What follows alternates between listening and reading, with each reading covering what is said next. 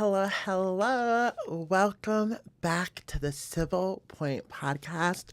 We are back. It's a new year. We are on episode 37, and we get to continue talking about the same idiotic insanity that is plaguing not only just our government, but our social communities as Americans, and that is this Trump regime. It's not an administration, it's an attempted coup and regime for the American public to abide by an oligarch, by an autocrat, by a dictator. And we are going to get into it because it is now, 18 days into the new year, and just everything that has gone on within the first year of Trump's second term into just the first 18 days, barely 2 weeks of Trump's presidency of this new year, it is just insane. So we're going to get into it, including ICE. We're going to talk about Jasmine Crockett. We're going to talk just about everything that's going on and how cumbersome and overwhelming it can be to continue hearing the news every day. But the only way to combat it is to continue talking about it. So let's go ahead and get into it today. So before I start here, I just want to pull this up. I wanted to talk about ICE's hiring practices that were put on full blast and display as incompetence. I mean, we all knew that ICE, DHS, Department of Homeland Security, this entire administration is filled with incompetent individuals. But what happened to Renee Good is shining the brightest light on how incompetent this administration is. So today we're going to go ahead and dive into the topic of Renee Good.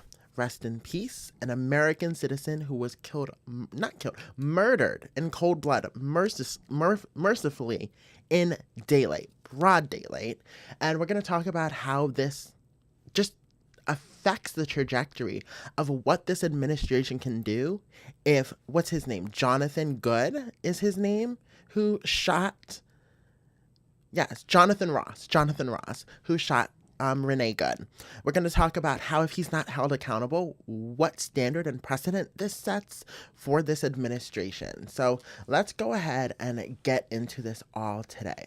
So I wanted to pull up first ICE hiring practices.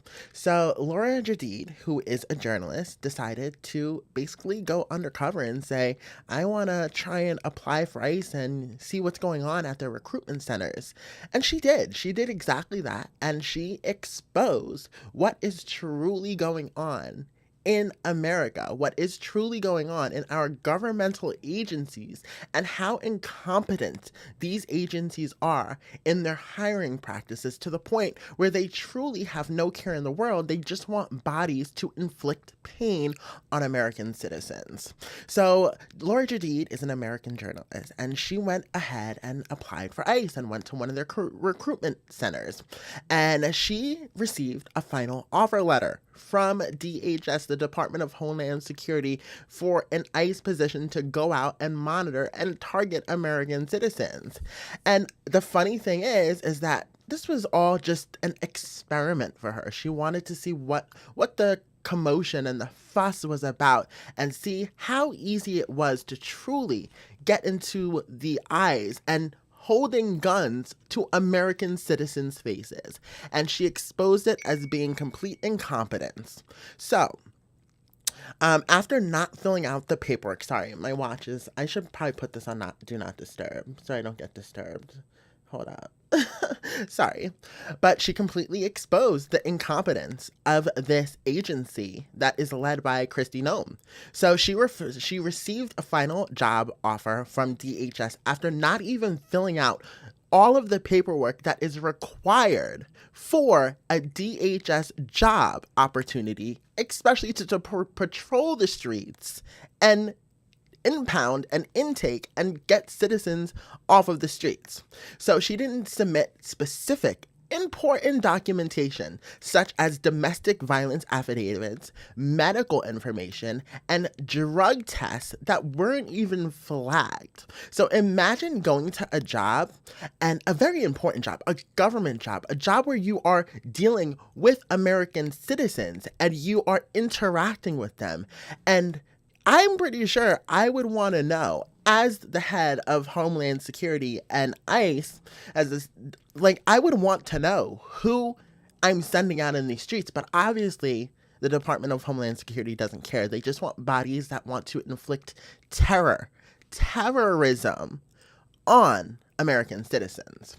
So the fact that these important and crucial paperwork and documents weren't filled out, weren't submitted, and she still got the actual job to go ahead and be a part of ICE facilitating and manning the streets and snatching people up. I mean, is it really surprising? I feel like it's not even truly surprising. So it is what it is. But honestly, when we talk about what is going on here, it's the fact also that Renee Good, she was killed, murdered in cold blood, right? Not only was she murdered in cold blood, but Jonathan Ross sat up here and called her an effing B word, okay? I'm trying not to curse. That's one of my New Year's resolutions, less cursing. But called her an effing B. And I have the video here, so we're going to go ahead and take a look at it. Okay, so here we go. Where's the video? Here we go. Let's go ahead and get into this. That's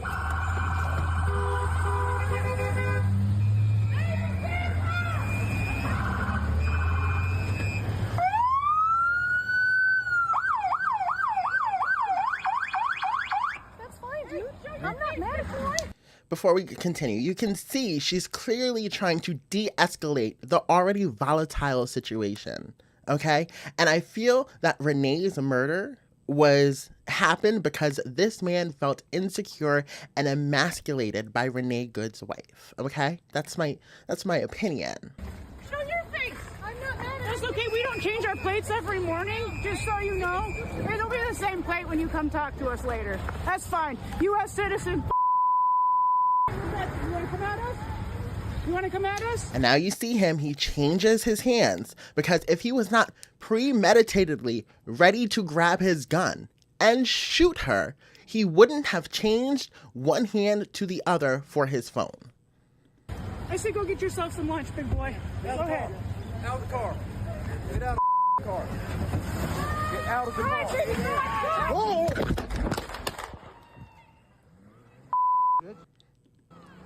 Effing bitch. So as you can see in this video, he premeditated, switched his phone from one hand to the other because he knew he was going to grab his gun and he knew he was going to shoot that gun. And I honestly don't think, obviously we know these officers don't have proper training, right? And because these officers don't have proper training, he shot 3 shots into the car of Renee Good and shot her in her head, point blank, broad daylight murder from someone who is supposed to be protecting our streets. Renee Good was not a threat to Jonathan Ross. Renee Good was evading and trying to move herself away from the situation, and he decided that on that day, he wanted to kill a mother, an American citizen. And what is scary about this is that right now,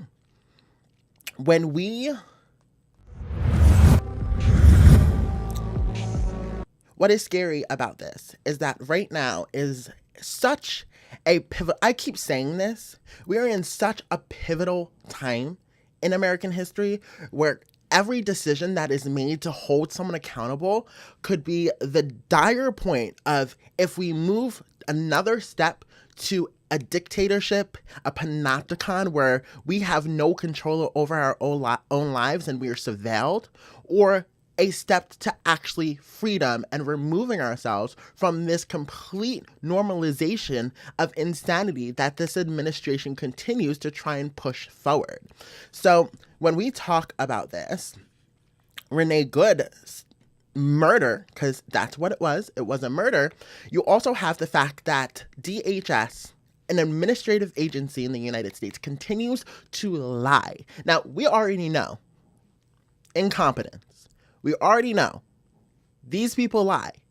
But what happened the day of Renee Good's murder, where Kristi Noem got on live TV, streamed nationally, and lied, completely lied, and fabricated an entire story about what happened with that interaction between the police, between the ICE officer and Renee Good, shows that this administration has no integrity to the truth, has no honor to the truth. Even when it is in front of their own eyes what happened, they will continue to make up these fabricated stories to fit their narrative instead of the truth that is labeled and shown and recorded on video that is right in front of you. So all of this, it's like, it becomes cumbersome. It becomes, we're living in a dual reality where in one reality, this administration gets to make their own rules, gets to make their own stories, their own narratives, even though there's clear evidence of wrongdoing, of constitutional violations, of wrongs by our police force that is supposed to protect American citizens. Instead, they are murdering, tackling, destroying, and terrorizing American citizens left and right in these streets through a private militia. That's their reality, and a true reality that we could get back to if we just have this administration out of power. So this whole thing is just insane, and it is very sad, and Renee Good should not have been murdered. Renee Good should still be living, taking care of her children, caring for her wife, doing about her daily duties, not in a grave. And instead, this administration continues to put people in graves that don't deserve to be in graves. Innocent American citizens, this administration continues to put into graves.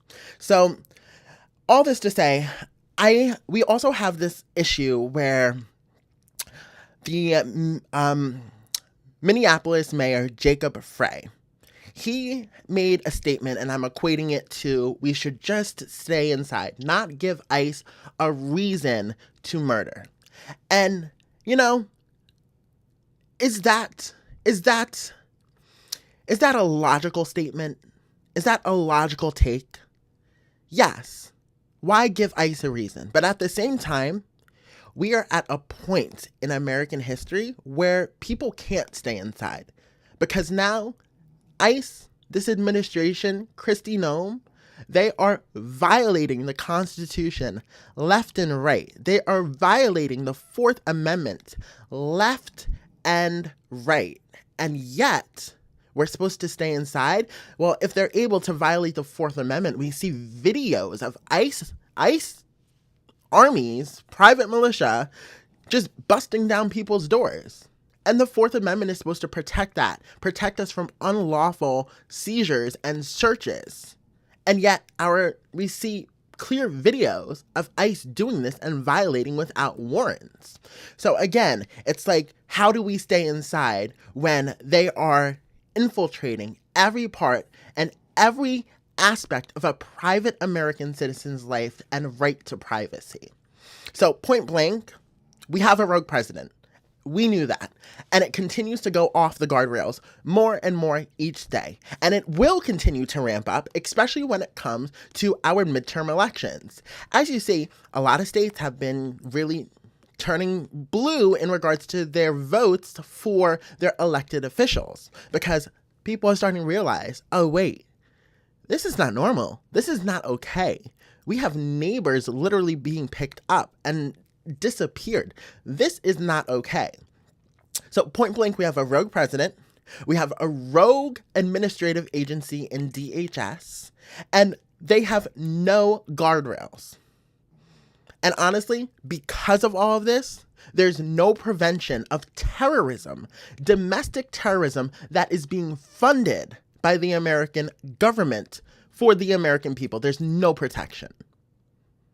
So I just want to be very clear here, because the people who are protesting in these streets to not be terrorized, to not be murdered by administrative police forces, to not have their neighbors ripped away from them, to not have people disappeared, the people protesting in opposition to that are not the terrorists. The people who are terrorists are the ICE agents and soldiers and warriors and true American heroes that are going in these streets and doing those actions to terrorize American citizens. They are the terrorists, and the U.S. government is now funding, literally, a private militia terrorist group army that is domestic on American soil. So I just want to say this also. True, straight up, okay? Stephen Miller continues. Stephen Miller, this entire regime, okay, continues to point fingers and call protesters, peaceful protesters, terrorists. Continues to call everyone else terrorists that don't align with their view of where they see and where they want America to be. But truthfully, every accusation is a confession for these people, because the only true terrorists are the ones that are calling peaceful protesters terrorists, are the ones that are sending private militia armies such as ICE into the streets to terrorize American citizens. Those are the terrorists. Those are the domestic terrorists, and the domestic terrorists are inside of our government buildings, inside of our government agencies, and inside of the most powerful seat in American history, which is the presidency. And guess what? They are infiltrated with Nazis, and we call you Nazis because you act like Nazis. Let's get that straight. So, I just want to also talk about what happens if Jonathan Ross isn't held accountable for his murder of Renee Good, okay? 6 Minnesota federal prosecutors resigned because of what has happened, because of the inadequate investigation that is not truly happening on a federal level, okay? They resigned over this legal issues. A mass exodus and a resignation from 6 Minnesota federal prosecutors should tell you there is something extremely not clean in this milk, okay? Now's not the time to resign at all. It's just not the time to resign, because then you leave room for more Nazis to take form in these government positions. It's time to stand against this regime and this wall of Nazism and destroy it, not resign and stand down. So I wanted to be very clear in regards to the resignation of these 6 prosecutors, federal prosecutors. Rather than fully examining whether the ICE agents' actions were lawful, senior Justice Department's officials pushed to investigate Good's widow, Becca Good, probing her supposed ties to activist groups that monitor immigration enforcement.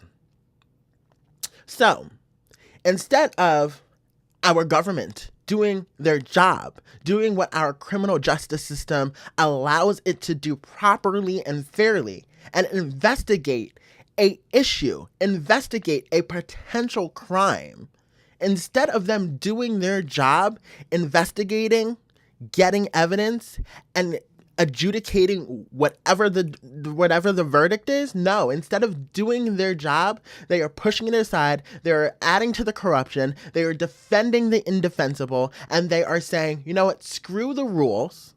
We decide who can be a U.S. citizen, and we decide who can murder you.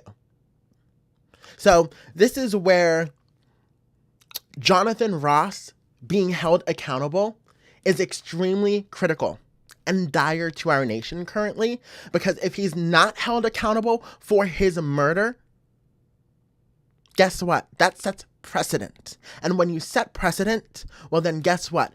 Other ICE agents and officers can go about their day and their daily terroristic duties and murder people in plain daylight. And we all know that ICE is founded off of racial bias. We all know ICE is founded out of racism. They are looking for people in the streets because guess what? You're dark-skinned. Oh, you have a Spanish accent. You're Latino. You look Latino. It's all about and predicated on racial profiling and biases. So when you allow one person to be killed, especially a white woman to be killed, and not have justice for that white woman, what does that mean for every other demographic that this rogue militia continues and will continue to target if they are not stopped and held accountable? So it sets precedent, and J.D. Vance continues to say that ICE agents have complete immunity for whatever they do in the field. It is justified.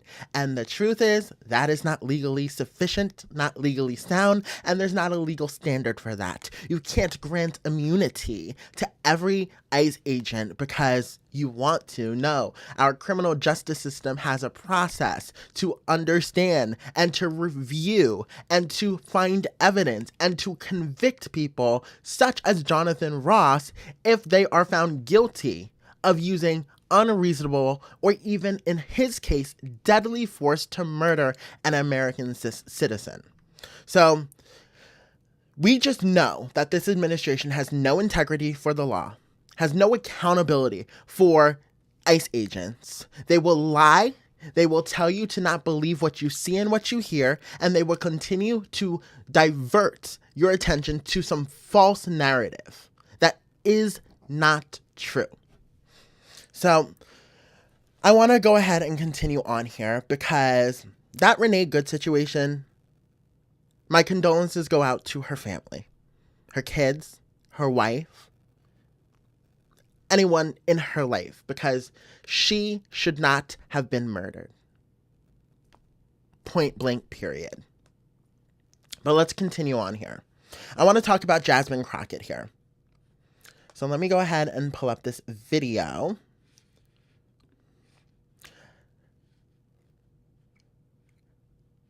Is it up here? Yes, it is. Perfect. Cool. So this is Jasmine Crockett, and this is her speaking on the floor. And she makes so many powerful, cohesive, truthful statements about where we are, about what this administration is doing, and how we need to combat it. So let's go take a little listen. I've heard so much, and I have prepared remarks, and if you know anything about me, you never know where I'm going. And frankly, I don't either, because I have already cried this morning, and, you know, so I'll just start here. As a civil rights lawyer, I'm incensed. As an American, I'm embarrassed. As a human, I'm infuriated. And as a member of Congress, I am immovable in my pursuit of accountability. You see, right now, people want to pretend as if this is right or left, but I'm here to tell you that this is about right or wrong. And it is very sad that the only people that are sitting here are members of the Democratic side. So I guess we just want to stand on the side of right. For once, we will be associated with being right instead of left. Because my question to any of you, and I just go down the line and ask you, is it right or wrong to arrest someone because of the color of their skin? Yes. Absolutely not. Is it right or wrong to arrest somebody because of their It's accent? It's wrong. Is it right or wrong to arrest somebody because they were exercising their constitutional rights? It is wrong. Is it right or wrong to arrest somebody because they simply disagree with you? It's wrong.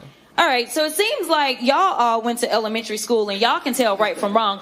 I'm not really sure what... And I can guarantee you, if any Republican that supports this Nazi regime of Trump was sitting on that docket right there, they would be like, yeah, it's wrong. But then again, go ahead and submit policies and, you know, grant legislation that continues to prove that those points being wrong does not matter to them because they are liars. What is going on with ICE right now?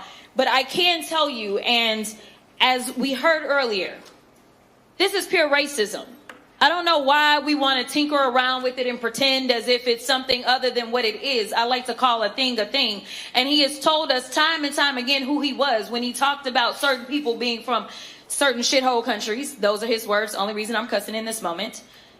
When he said things like they are eating the cats and dogs. We knew exactly what we were getting, and some people are saying, I don't know how we got here, but I do. Because we know that dehumanizing, I believe that you said something to the effect of cruelty and humiliation are the point. That's what you said, Miss Patty. Because when we look at other places, say places that did things like, go door to door, looking for people, as they had to hide out, say in an attic. Does that sound familiar to anybody? Does it sound familiar? We learned this in school. People with proper educations in school learned about the Holocaust, learned about how family and friends had to hide their family and friends in attics and cellars to hide them from this private army militia called the Nazis. Hitler. Come on, we've learned this. Or the images that I have seen of people being attacked by law enforcement, whether we're talking about dogs or fire hoses, it seems very reminiscent of something that we have seen before in this. Very reminiscent of a recent history within the last 60 years of American riots breaking out in protest for civil rights. Very reminiscent when you learn about the history books of Martin Luther King, when you learn about Black history, when you learn about Malcolm X. This is all things that we have recently truly learned about in schools, okay? When we were in school, and yet we're ignoring it like it's not happening right now. Like we're not even the beginning stages. We are in the thick of an authoritarian takeover that is looking to try and rip away people's civil rights. That is what we are up against currently right now. And they have the power. This country. And then people get offended and try to say I'm too Black. But the reality is that y'all never let the fact that I am Black go. And we'll get into that one with Bowen Yang and Matt Rogers and their comments. I'm going to be clear about one thing. I know my good Black history. And so when I look and I say, and I will say it loud and proud because the DH secretary had a few choice words for me, but this looks like modern day slave patrols. And they have been sanctioned by this Supreme Court. Mm-hmm. Whoever thought we would live in a country that progress looks like having a Supreme Court that says, yes, it is okay to look at somebody or to listen to their accent and give permission to grab them. The last time that I checked, ICE is only supposed to be doing immigration enforcement. And right now we have a record number of U.S. citizens that have not only been arrested, but as we saw with Renee, that have been killed, that have been maimed, that have been bullied, that have been brutalized, that have been unlawfully arrested. Y'all, we are living with an abuser right now. And that comment is true. We are living with an abuser. And look, I think every logical human being can understand immigration reform. Every logical American can sit here and say people need to come into this country legally, right? But there also needs to be a path to citizenship for people who do not come here traditionally and legally. People who are fleeing, people who are refugees, okay? We can all fully agree with that. But here's the issue, is that we saw that what Trump was going to do when he was in office for a second term was not use ICE to properly manage immigration. We saw, and he said in his own terms and eyes, through his own lips, that he wants his own private militia to go after his government officials, his political opponents, destroy America's fabric, and destroy the immigrants in this country and remove them. That is who Trump and his administration is. And frankly, I think we all have a little bit of PTSD. But if you know anything about a domestic abuser, the one thing about them that you need to know is that they are some of the biggest cowards that you will ever find. What they can't stand is when you actually fight back. And here's what I want to say about that. You know why Donald Trump is this domestic abuser to the house that is known, the most powerful house that is known as America?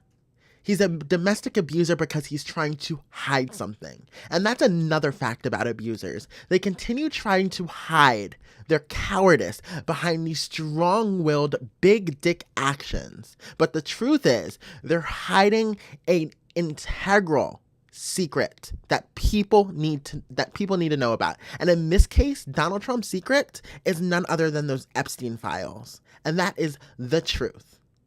This is why he's ramping up this private militia. This is why he's banking on having citizens and protesters in the streets and causing havoc and terrorizing them. He wants this chaos so he can enact martial law. So that way, these Epstein files never seek the light of day. So he can never be held accountable for the crimes that he has committed against children and women and boys. So she's right. We're living with an abuser, and it's classic abuse case. He continues to abuse the American citizens to hide what he has done wrong, to hide his indiscretions, and it's the truth. So I think Jasmine Crockett is 100% right here. I think this whole statement, she is such an eloquent speaker. She is strong. She has conviction. She has purpose, and I think she would be phenomenal for the U.S. Senate in Texas. And this is where I want to transfer over here, because Bowen Yang and Matt Rogers, who are, I believe, both comedians. I know Bowen Yang is on Saturday Night Live, or he recently just actually left Saturday Night Live. And then Matt Rogers, I guess he's a comedian. I don't really know much about him. I've seen him in my social media algorithms, just don't really know him too much. But they had the gall and nerve to say that Jasmine Crockett, you shouldn't waste your money on her. You shouldn't contribute to her campaign for the Senate in Texas because she will lose. And I had major problems with this. And not because of their words, but because of the underlying ignorance and the underlying slight racism that exists in their statements. Let's go ahead and take a look. He's not going to win a Senate seat in Texas, you guys. Like, if Beto O'Rourke couldn't do it, like, Jasmine Crockett is not going to do it. She isn't, and it's nothing against her. It's just that she is a politician and that she is, like, you know, like, very well defined already. And I think it's my opinion that we are going to need someone who is less defined at this moment that then rises up. Like, I'm interested in this Tallarico guy from Texas. Oh, I don't know him. I'm just interested in him. Okay. You know what I mean? I'm like, oh, I haven't seen him before. It would. And nothing against Tallarico, okay? Nothing against him. But what Matt Rogers is saying right now and what Bowen Yang is co-signing is indiscriminatory racism. And that is true.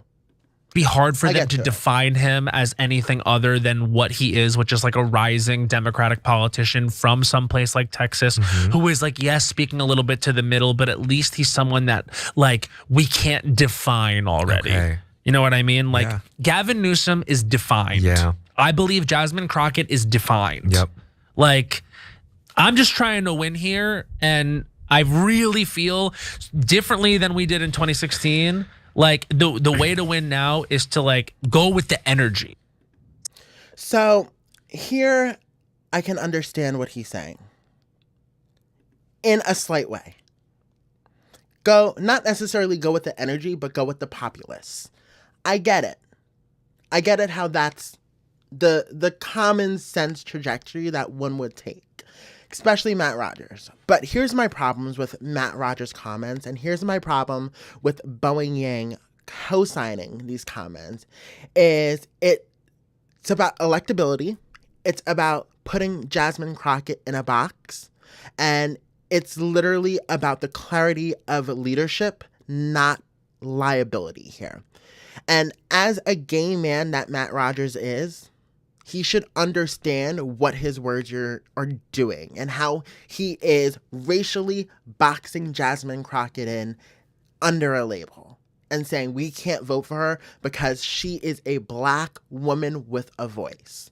And that's what I got from his comments. She's not going to win because she's a black woman in Texas. So don't put your coins into her basket. Let's find someone that is more relatable, that is more whitewashed, that can look at the community and say, I can be you and you can be me. So Bowen's comments on electability, it's just truly bias dressed up as strategy, and it's ignorance on his part for even mentioning these words out of his mouth that placed Jasmine Crockett in a labeled box as the loud, boisterous black woman because she's defined. Like, explain what defined means. Because you didn't explain defined in your comments here, but explain what defined means. I know what it means. Loud black woman who has a voice, who has trajectory, who has power, who understands life, who understands politics, you know? I know what he meant. So him saying Jasmine Crockett is too defined, it literally just placed her in the box of the loud black woman who speaks with clarity and conviction, and we're just not ready for that. Okay? And then the whole defined thing, I mean, let's talk about it. He mentioned Taylor Rico, his name is. I don't know much about him, but it's funny how he names someone who is undefined a white man. Because it's closeness to proximity to power. Because whiteness, people can relate to. Jasmine Crockett being a black woman who's loud with a voice, no one can relate to. So it's the ignorance, it's the underlying defined bias that, as a gay man, he should understand. And he just doesn't. It's completely gone over his head with these comments, and he doesn't understand it. So black women technically and traditionally don't get the luxury of being undefined, because as soon as most black women enter workspaces, most black women enter politics like Jasmine Crockett, they are immediately defined as the loud, boisterous black woman who we just aren't going to listen to. So Jasmine Crockett never had the opportunity to be undefined, because she was defined the second she stepped into politics. She was defined the second she stepped out against Donald Trump. She never had the opportunity to define herself. You know, even though when she does talk, you can understand where she stands, she never had the opportunity to define herself, because as she said, you guys never let her forget that she's a black woman. So I also wanted to talk about in regards to definedness. Jasmine Crockett is clear on her platform. Jasmine Crockett is clear that she respects the Constitution. Jasmine Crockett is clear in her views. Jasmine Crockett is clear in her civil rights. Jasmine Crockett is clear in her education. I would want to vote for someone that has clarity, that clearly states what their views are, versus someone who is undefined and ambiguous and has room to grow. No, I don't want you to have room to grow if you're leading this country. I want you to know not even this country, but seated in a Senate seat. Like, I want to know that you have the best values at heart for communities that look like you and don't look like you. I don't want someone that is ambiguous in these Senate seats. I don't want someone who is undefined. I don't want someone who can make their mark when they're in the seat. I want to know who's in the seat when I vote for that person. So wanting an undefined candidate, it really just prioritizes the comfort over the actual progress that our country deserves. So that's one of the things that truly pissed me off about these Bowen Yang and Matt Rogers comments. And Bowen Yang, to sit there and co-sign this without fighting back as a minority in the United States, as an Asian American, I believe he is. Am I racially profiling now? I don't know. But he looks Asian. But as an Asian American, potentially, or just a minority in the United States, for him to sit there and not push back on his friend and say, well, you know what? If you really think about it, the comments that you're making are a little bit insensitive, a little bit racially profiling and boxing to tell a black woman she's already defined, so she's not going to win a seat, she's not going to win an election, for him to sit there, for Boeing Yang to sit there as a minority and not give his 2 cents because he wants his proximity to whiteness to be silent enough so that he can slide in and fit in, that says it all. Says it all. Anyway, I'm just sick and tired of being sick and tired. We continue to have this administration that is running completely rogue. We have a president who is supported by complete Nazism in thought, process, and legislation. We have administration agencies that are running their own private militia to terrorize American citizens domestically, from harassment to murder.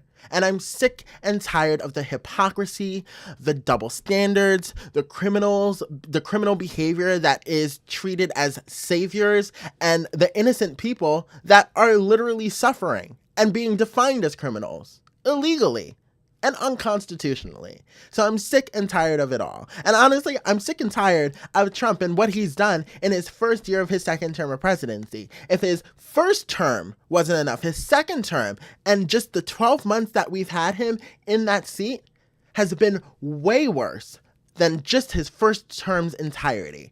And I made a quick list, okay? I made a very quick list of Trump's actions over the year. And I want you to tell me, honestly, if any other president engaged in these types of actions that threaten American security, that threaten state security, that threaten political officials and opponents, okay, would you say the same? And would you still defend them, okay? If Barack Obama did these things, tell me, would you still support him? Would you vote for him? I already know the answer, but here we go. Trump has illegally restricted congressional money to states. Trump has denied funding to states who voted against him in elections and who continue to vote against him in elections. Trump has attacked media, tried to revoke media rights from news outlets, and has tried to subsidize and subdue media outlets like the New York Times and sue them, okay? Trump has withheld funding from universities that don't teach his view and his administration's view of what the world is, was, and should be. Basically, whitewashing. And if you don't whitewash your content, if you don't whitewash your history and make white people look like the saviors when they were truly the villains throughout the American history, okay? Well, then we're going to withhold that funding from you. Not only that, he's renaming federal buildings after himself. He's investigating political opponents through his own private investigations that is funded through American taxpayer dollars. He's also pressing to redraw congressional maps so that way in future elections there is no way that there is an actual unanimously adjourned election that will actually view and take view from the American people. He has completely destabilized the social structure of America. He has had divisive rhetoric. Trump is also a national security risk with how he continues to cozy up with dictators, cozy up and oppose our allies, cozy up and try and take over sovereign nations like Venezuela for their oil, or Greenland because it's a national security risk. And most of all, I mean, this man can be blackmailed because he's in those Epstein files. So you want to talk about national security risk? Greenland and having Greenland isn't a matter of national security risk. What's truly a national security risk, Donald Trump, is the fact that you can be blackmailed for your actions in those Epstein files. So the true and only national security risk here is you, Donald Trump. And you need to be removed from office. You need to be impeached and removed. Anyway, guys, this is the end of the episode. I hope you guys enjoyed it. If you did, guess what you guys can do? You guys can go ahead and hit that follow button, and you can subscribe right here on YouTube, because this is my predominant platform where all my new information and content comes out regularly too. So we are back. It's a new year, and we're going to continue hounding down, discussing, dissecting, and understanding what this administration continues to do and how it's unconstitutional and how they are illegally violating American citizens' rights that is protected under law and constitution. Anyway, hit that subscribe button, and I will be back on the next episode of the Civil Point Podcast. I'm your host, Ariana. Have a good night.